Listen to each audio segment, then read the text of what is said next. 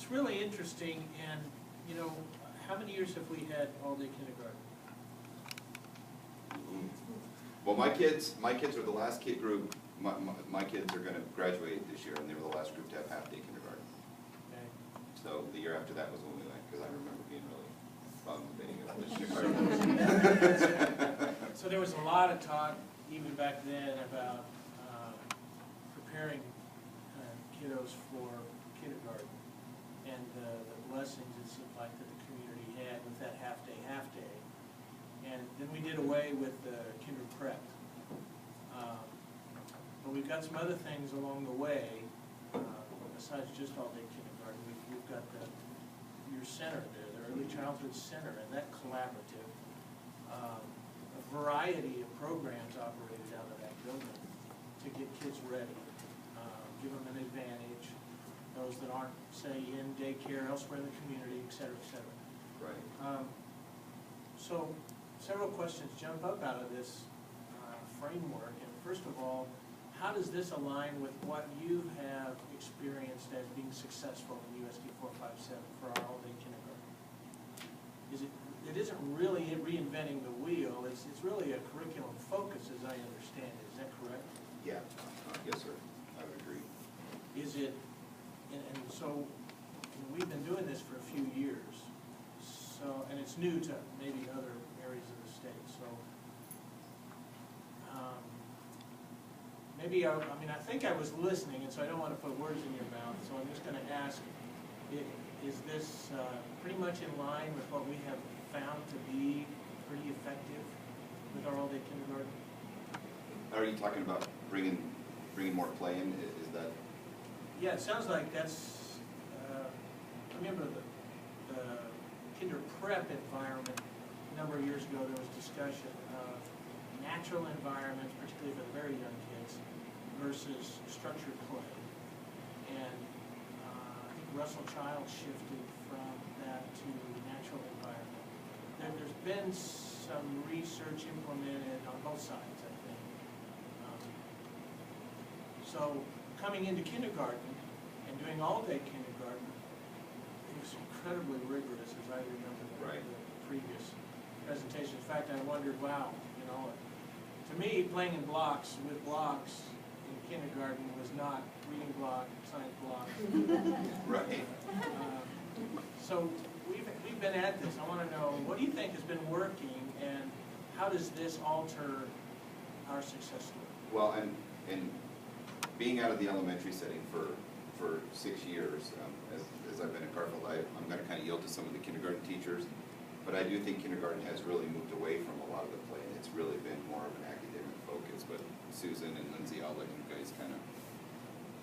Teresa's here too; she can speak to it. I don't mean to put anybody on the spot, but we.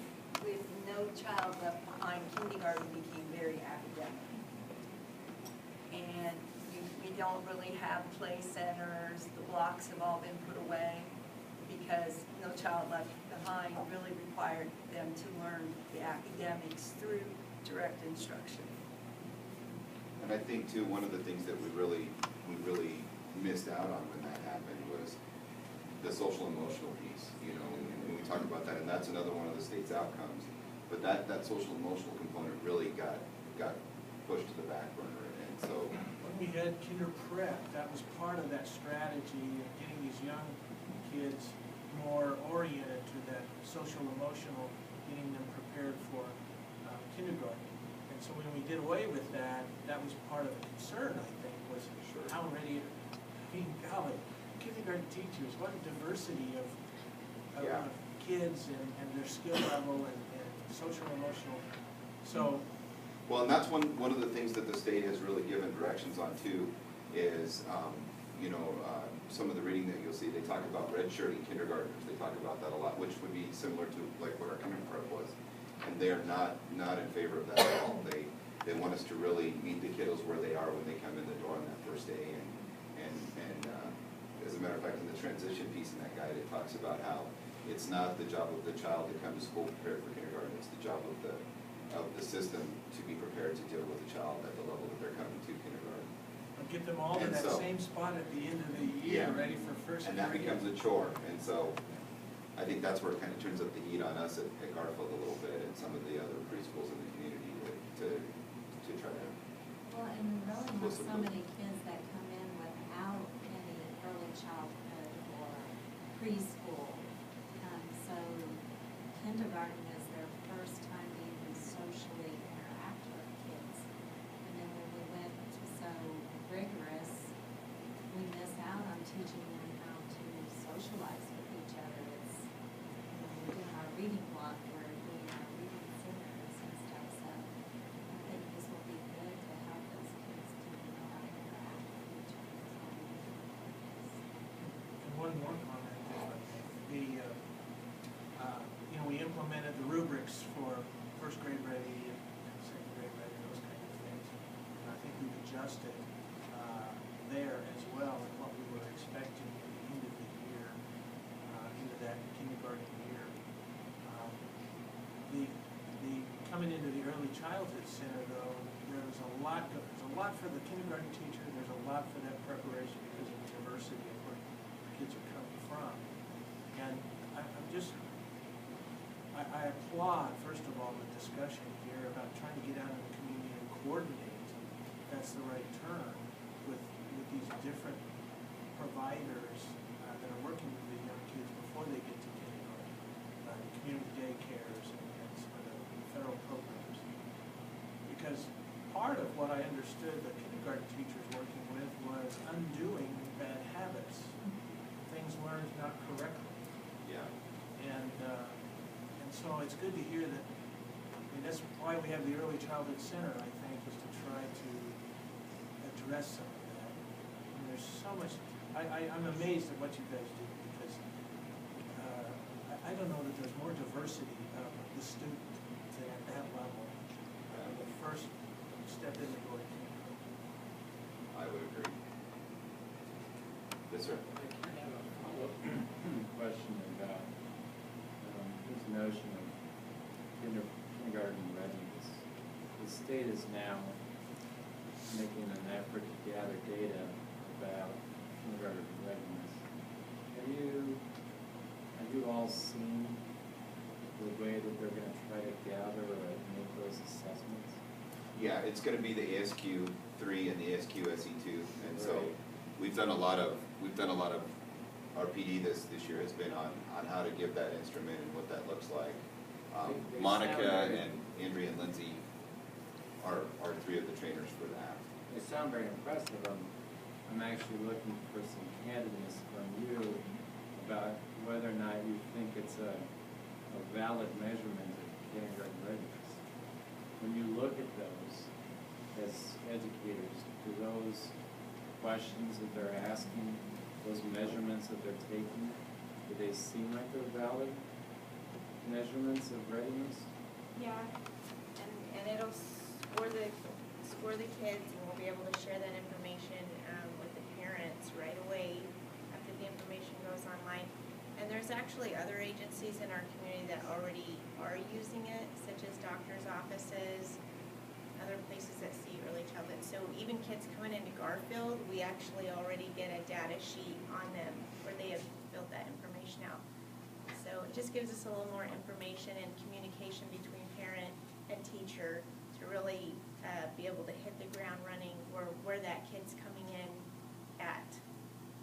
So. My hope from all this, what we're getting, the information that I've seen from the state is that they're doing this because they want to collect and see the areas of need and see where to move some of their resources. And so my hope is that they're going to recognize that the resources are needed at the preschool level so that we can, get some additional funding and maybe get some more classrooms opened and be able to provide services to more families. Well, that's sort of where my head is. Do you think that some of this data might be effective to even perhaps evaluate the effectiveness of some of these preschool programs? And there's my rudimentary understanding is there's a wide variety of approaches from different agencies in trying to make these kids kindergarten ready. And I'm just curious as to how much measurement there's been related to how effective some of those programs might be. I think we have so many that don't even go to kindergarten and those results are mixed together. So I don't know that we will ever know that because of the wide range of kids that we're going to be testing. I think when we did the numbers at the beginning of the year, Steve, wasn't it about 50% of the kids are getting some kind of a preschool experience before kindergarten? Some real sketchy estimates. Typically, we have about 600 kindergartners in the district. Now, this year, we were about 50 down. And St. Dominic's and St. Mary's both have kindergartens. So there's somewhere between 600 and 650 kindergartners in the community. If you extrapolate that backwards to 3 and 4-year-olds, that gives us somewhere between 12 and 1,300 3 and 4-year-olds that will ultimately be in that kindergarten class. And we end up serving about between 500 and 550 by the end of the year at the Early Childhood Center. So we're probably serving about half of the target population in the community. Now, there are some private preschools. Head Start. Head Start, but I don't think they're serving 500 to 600 students in the community. So there is definitely a gap where we can reach more kids and make more of an impact. There is so much information coming out about the brain development that is happening between birth and really even age 3, but certainly by kindergarten time, we are late to the game if we're not getting to those kids sooner. But this test will have the capacity for us as a district to be able to measure that, because we can measure which of our kids, how they measure going into kindergarten. So The we ones that are have gonna had- do that, we're gonna track that information and see. Yeah, that's my point. And we're gonna give the assessment at Garfield too, so all of our kiddos that come through Garfield will also take the ages and stages questionnaire. So it'll also give the opportunity to see some trend data to see if we're, closing that gap, or Right. are we doing what we need to be doing at our level too? I had another question just about the schedule that you have listed, with the blocks of time for each area of study. Yes, ma'am. Is that laid out like in an actual day, or is that just suggested times? Those are just suggested times, so they could put those wherever they want. Okay. We just looked at 440 minutes, is that right, Steve, with lunch and recess? It's Oh, 400. with lunch and recess. Yeah, 440. And so if you look at that, I think that's 430 minutes if I did the math right on that. And so those are just the suggested times that we've recommended for each one of those things. And so it would be up to each building to kind of decide where those things would fit and how that would work in their schedule. Because that looks quite rigorous. Yeah. Well, and I think too, looking at like the reading block, one of the things that we would recommend that we would like to see happen in those reading blocks that we've talked about. Obviously, we talked about more play, and so some of those centers, bringing back dramatic plays. So the kids have puppets, and they're retelling the story through the puppets and dramatic play, or you've got the sensory table where they're identifying different letters and sounds that go with those letters in the sensory table. There's a lot of different activities that you can do that are going to reinforce the concepts that you want to do and still bring in some of that play. So you're being rigorous and you have those expectations, but it's more developmentally appropriate for a 5-year-old. I do have one last question, and it's just regarding play, and I think you have a psychologist. Are you the psychologist? Yes. I'm just wondering how, because it seems to me that play can be so beneficial socially, emotionally, for a long span of time of development. Do you have any? I'm putting you on the spot, and I apologize because I know Okay. this is just specifically for kindergartners. Sorry. Do you have any information about that? About how long play? We would learning- benefit from play. Right, that's what I was wondering. It's a lifelong benefit because it's bringing out that creativity. It's, That's firing. why I'm so productive. It is. The research is supporting play throughout the lifespan. We might play a different way. So going out to the golf course is playing for us. Kids might need to build with those blocks to build those concepts. So it's just about stress relief. It's about social emotional health. It's about problem solving. It's about developing social skills. So that's what you're getting through play, and it is across the lifespan. That's when play is beneficial. So, One last question. So when you've done the professional development and you've cross-collaborated and you've made this fairly large paradigm shift, how do you measure the success of this new approach to getting kids ready or equal as they go through kindergarten? I think, looking at, there's gonna be a ton of data that we'll produce, I mean, because we'll still use the same assessments and still have the same outcomes for the kiddos, and so looking at that and seeing, you know, measuring that from what we've been doing to what we're recommending doing down the road would be how I would say we would measure that. And then I think when you figure in the social emotional piece too, I think you can look at your discipline referrals.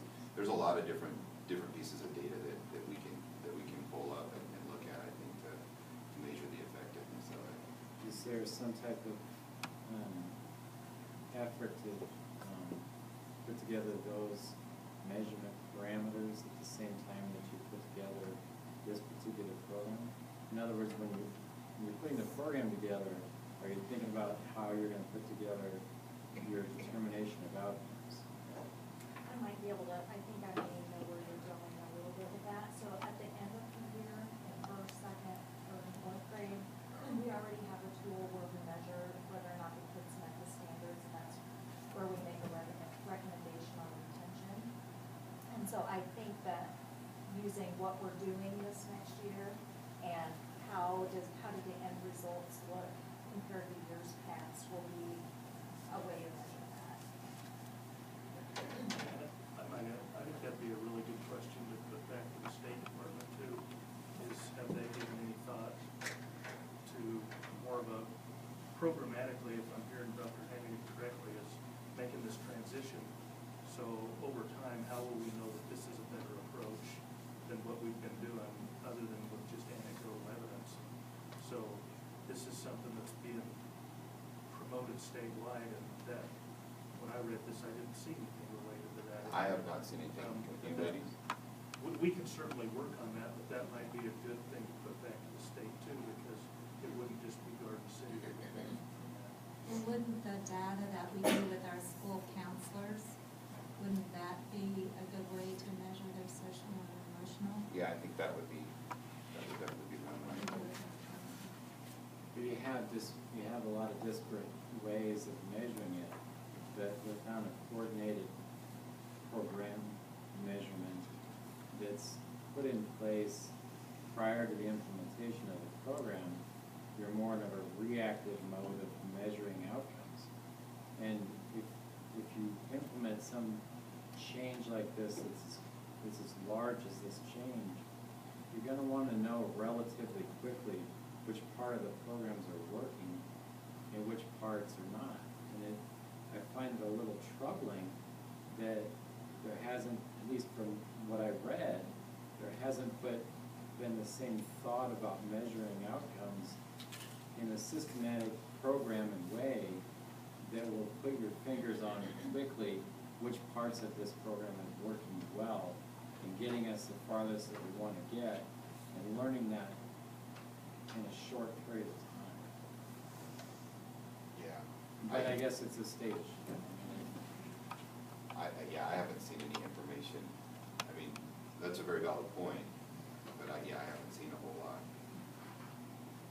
Their biggest thing was, you know, the most information we're getting right now has been about kindergarten readiness and what the assessment's going to look like. I was at a conference in Wichita last week, and one of the breakout sessions was on kindergarten readiness, and basically everything that they talked about in that was stuff that we've already taken to our staff and have shared with our kindergarten teachers, and so I haven't heard anything to that level yet.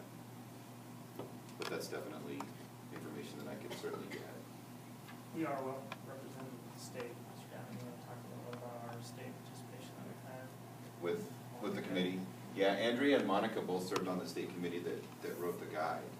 And so that's why when you asked that question, I looked at them and asked them if they'd heard anything, because I hadn't heard anything. And so I'm guessing if they haven't heard anything and they helped write it, then we probably Well, I just hope don't the have that state at information.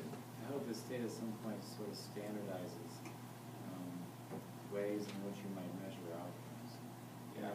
I get the desire to not put these kids through extra testing, but I have heard several suggestions about referrals for disciplinary action, social emotional readiness, and those seem to me like very great measurement parameters, but without definitions of how you're actually going to measure them, you're sort of left in the dark about, and you actually fall back to more anecdotal evidence about the success of the program. And I hope, I guess, when we get back to the state level, that you might emphasize that determination of outcomes and standardizing that is just as important as the determination of the readiness questionnaire that they put together before they began the program. Jane, do you have a question? I did have a question. Can you talk a little bit about how this compares, other than incorporating more of a play-based model, to what we do currently? Really, I don't. Looking at that schedule, is that similar to what? Yeah, we it's do? very similar. I think we removed the 30 minutes of phonics, I believe, because we felt like we could incorporate that into the 90-minute literacy block. But I think other than that, really, that was the only thing that we really removed from what we currently do. We added a recess. in We the added afternoon. an extra recess in the afternoon or brain break, Right. depending on And the what 30-minute playtime. and then the 30-minute playtime. And really, we just kind of removed the phonics piece and added the 30-minute playtime, so. And relaxed a few of the parameters for the reading block so we could allow more structured play. Yeah. But really, that's really the only recommendations that we had.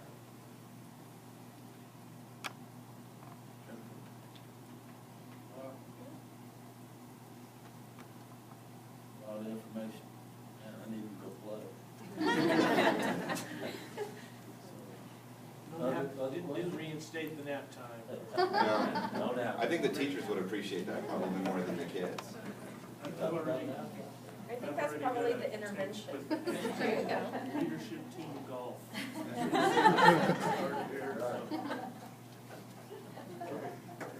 And Mr. Allen's probably hoping you do that at Buffalo too, right? Please.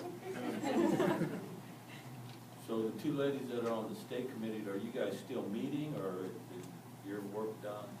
And this is the project, this is it? They're still providing webinars, trainings, but actually I think our district is ahead of what they're providing because we've been training all year. We've got our kits and supplies ready. We know where the resources are on the website if we have questions. So I think we're pretty well set, but our job was to help make the Kansas document, and now that that's made, I'm not sure if there's any steps to revisit and reevaluate that document. Hopefully, they'll reach out to the people that were helping with that initially, and we can give some feedback. But we have contacts with the state, so we've been able to ask questions, and that might be a question we can refer back to the state about how they're going to evaluate this. Dr. Carlin? I want to thank them for their work. And, Well, thank you for serving on the state committee, and thank you all for being a part of this, a lot of information. It's been fun. That's for But I think kids, we're right? glad it's, Thank you. thank you.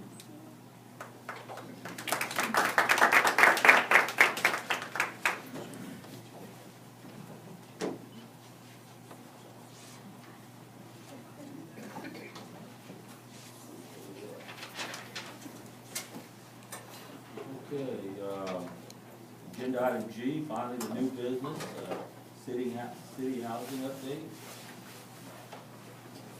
We're the structured play portion of today's meeting. Nothing recharges your batteries like discussing tax increment financing and housing supply and demand. I'm gonna just briefly introduce, I think we'll take very well. If you come up one short, I'll get you Steve. This is an accountability meeting. We do it each year. It's good to be back. Thanks for having us. The school district, along with the city, the county, and the community college a few years ago agreed to use rural housing incentive districts as a tool to address a significant housing shortage in the community. Granted, you probably associate housing development and government's work in helping facilitate that as largely a city or maybe a city and a county responsibility. But make no mistake, the RHID tool is the key that unlocks development for this community, period. And I firmly believe that it wouldn't have occurred and still wouldn't be occurring without the use of the tool. If any one of those 4 taxing entities decides, look, we don't want to be part of this and don't want to move forward, it wouldn't have happened. So while, yes, we have some staff devoted to working on that in a more full-time nature, your role is no less important. When we first discussed using this tool, we kind of anticipated that, and this was a pretty unique opportunity where all the agencies were pulling in the same direction, and we didn't want to take that for granted. And so we committed to a process where annually the city staff would come and report to all 4 agencies as to where we believe we were on that supply and demand curve. And it's mostly objective, but I think there's a little bit of subjectivity into it, and we'll address where it's hard facts and where it's maybe a little bit anecdotal or subjective. Also, every 2 years, we upgrade the community housing assessment team study. And I'm going to stop there. I wanted to set the context for why it is we're even here in the first place. And I'll turn over both the updated community housing assessment team study results and our numbers as to where we're at with housing development over to Melissa Doherty O'Hara, who's a planner with our Planning and Community Development Department, and she'll go through this with you. We'll both stand for questions at the end. Melissa? Alrighty, great. So as Mayor mentioned, my name is Melissa Doherty O'Hara, and I work for Neighborhood and Development Services as a planner. And I'm here today to present our Rural Housing Incentive Districts update. What I'm going to kind of go over tonight is our Community Housing Assessment Team study. That's what Matt mentioned, that we update every 2 years. A little bit of background of the Rural Housing Incentive District tool and how we use it here in Garden City. And then the ongoing need that we see in our community for housing. As I have mentioned, that Matt had mentioned, our Community Housing Assessment Team study is a report that is produced every 2 to 3 years. We've been very benefited here in Garden City to have this report done biannually every 2 years. It's done by the Finney County Economic Development Corporation, and it was first initiated and performed in December of 2008 through a partnership with Black Hills Energy. And our last completed update was in May of 2017. So what this study does is help us assess how much housing we have existing in Garden City and how much housing we'll need moving into the future over the next 9 years. It helps us establish some metrics, and I'll go over some of those metrics, including population, our income, and then how much housing we'll need coming into the future. So in January of 2017, it's estimated that the Garden City population was at 31,214 people. The chat uses an annual growth percentage rate of 0.7%, and then it uses an owner rental occupancy rate estimated at 61% owner and 39% renter-occupied housing. Another metric that's really important when we're looking at housing is how much housing can people afford. And in Garden City in 2017, the chat reports that median household income was set at $47,279. Our median house value is $116,400. And then another metric that we like to keep track of in our office is our value to income ratio. So right now we're sitting at 2.46. That's a really good number for us to be sitting at currently. The sweet spot for us though is really once we hit that 2.5 to 3.0. So once we are at 2.5 to 3 we'll be able to support market rate new construction. And this value range also indicates that the housing is affordable and that it's a self-sustaining housing market. On the flip side, if that ratio dips below 2 and under, the housing market is undervalued in relation to our income. And on the flip side of that, we go over 3.0. That indicates there are affordability issues within our housing market. So we're sitting really good at 2.46. We'd like to get it up just a little more to that 2.5 to 3.0.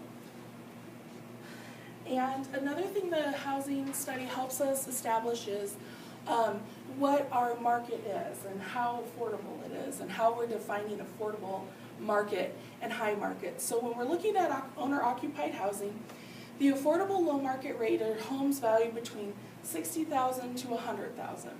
When we move into the next category of the moderate market housing, those are homes that are valued at $101,000 to $200,000. Our high market rate valued homes are ones over $200,000. When we look at renter-occupied housing, we only have 2 categories. It's affordable, and that's values up to $700, and then the market, which would be over $700. Can I ask a quick question? Sure. When you talk about getting that ratio up, Yeah. and that precarious sort of sweet middle ground, I mean, on one hand, how do you get that ratio up? Do you ask the rental community to up their value, or I mean, there's several things that can affect that. Yeah, so one is raising our overall household income, getting that up, and then also coming to a point where we lower our median housing value as well. So as I stated, our housing needs over the next 9 years is what the housing report really helps us establish. And we really look at 2 category time periods, and that's from 2017, last year, through 2020 is our first year that we'll look at. And then the next 5-year scope is 2021 through 2025. From last year till 2020, the total need of housing, of new housing units that we'll need are 446 units. So that's averaging about 112 units. When we move into the next 5 years, at 2021 through 2025, that number is going to go up, and we'll need 584 new housing units, which will average out to about 116 units per year. If we look over the next 9 years, that's averaging about 114 new housing units that we'll need per year. This analysis uses 50% owner-occupied and 50% renter. And then the average cost of just new construction, just for the building, for 2017 was $158,532. One of the things that we know here in Garden City is that our construction costs are very high. So when we're talking about filling in for that affordable low market into some of our moderate market rentals, we won't necessarily see new housing built, but our existing housing stock will help fill the needs for those housing gaps. Housing development in Garden City over the last 10 years, this is what this chart is showing of how many permits have been pulled. And remember that our recommended target per year of new housing is at 114. Just last year, we only had 33 new housing units built. Over the last 5 years, Garden City residential developments have met this recommendation at a level of only 58%, or an average of 66 units. So now I'm going to move on to talk about rural housing incentive districts. This is a great tool that Garden City has to help us fill some of those gaps for the housing needs that we need. So our RHIDs, or the Rural Housing Incentive Districts, are established for 15 years. Reimbursements are made to developers for only approved eligible items, and they can include but are not limited to development of sidewalks, sewer, streets, site preparation, acquisition of the property, and then reimbursements are only made for eligible items and can be reimbursed before the 15-year mark. The private developed infrastructure is then dedicated to the city once a majority of the development occurs at that rural housing incentive district. So how rural incentive districts work and how we pay back our developers is through a TIF district structure. So what we have is our base appraisal amount. That is the amount of money that the property is appraised for that the taxing entities would get whether the property's been developed or not. So if the property's base appraisal amount is at $50,000, the taxing entity gets that revenue, and if it wasn't developed, you'd still get the $50,000. If it's been developed, what we're doing is putting it on hold. And how the developer gets his money back is once he develops homes and the improved appraised amount gets evaluated, that money gets sent back to the developer to reimburse him for the funding that he used to place in the infrastructure. Once the 15-year mark hits, or all of the reimbursements have been made to the developer, we end up with a new tax base. So the taxing entities will get the base appraisal amount plus the improved appraisal amount.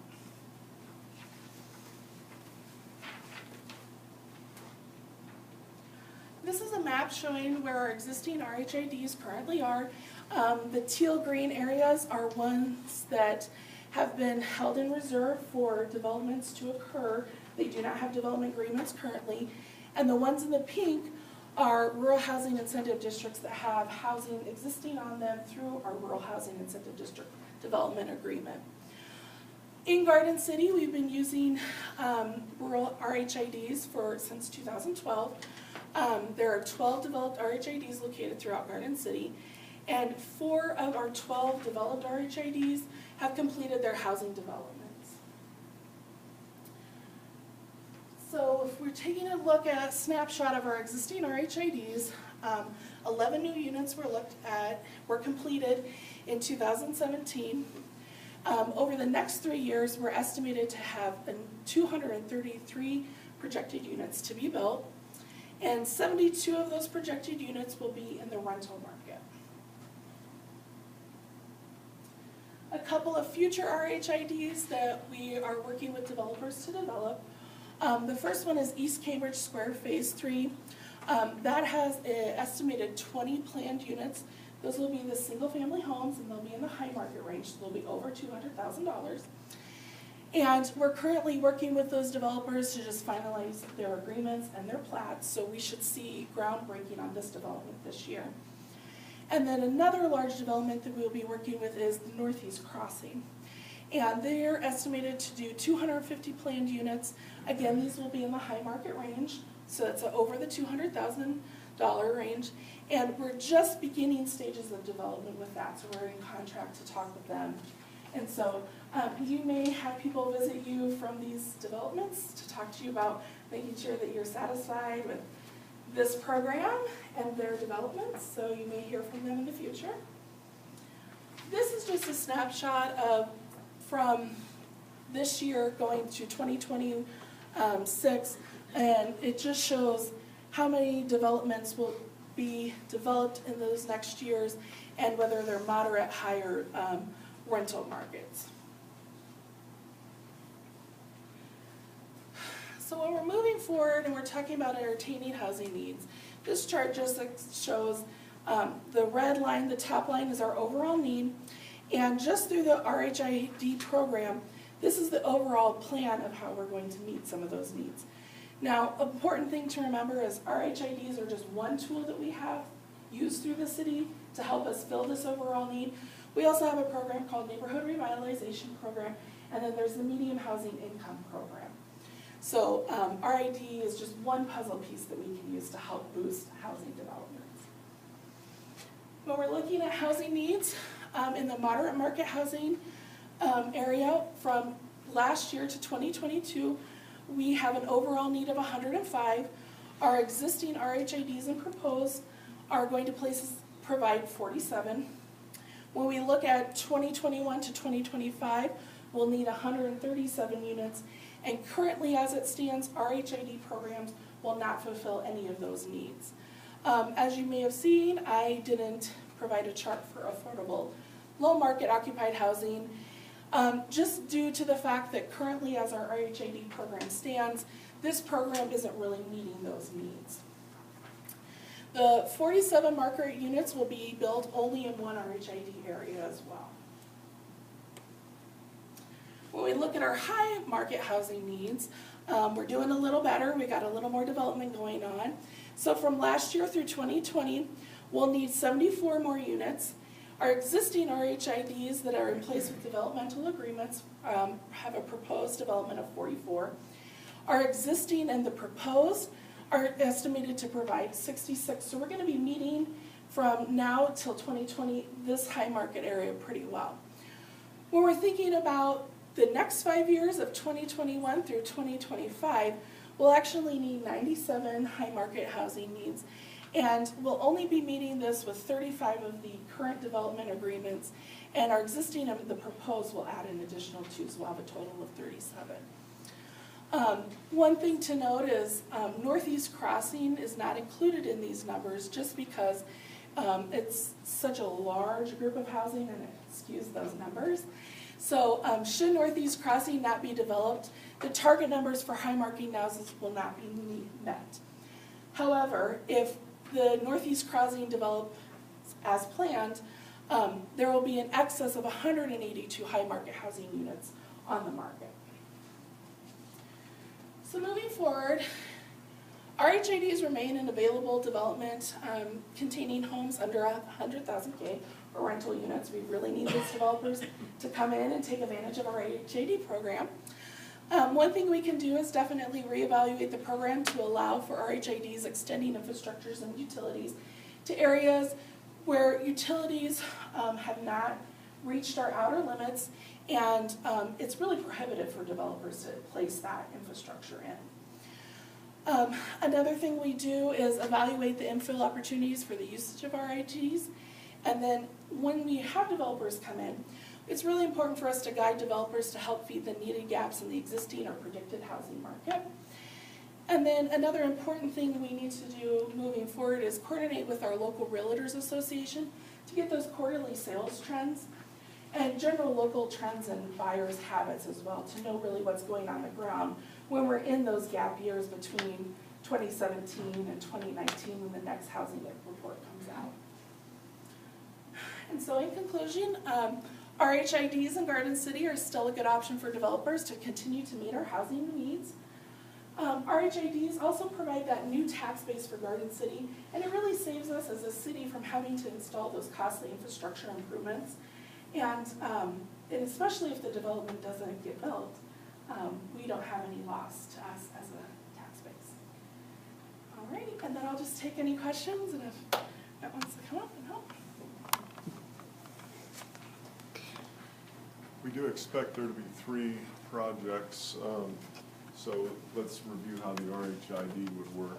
The commission annually has to reauthorize the availability of the tool. The commission's done that within the last couple of weeks for 2018. Now that doesn't commit anybody to anything at this point in time. It just puts the tool on the table for consideration.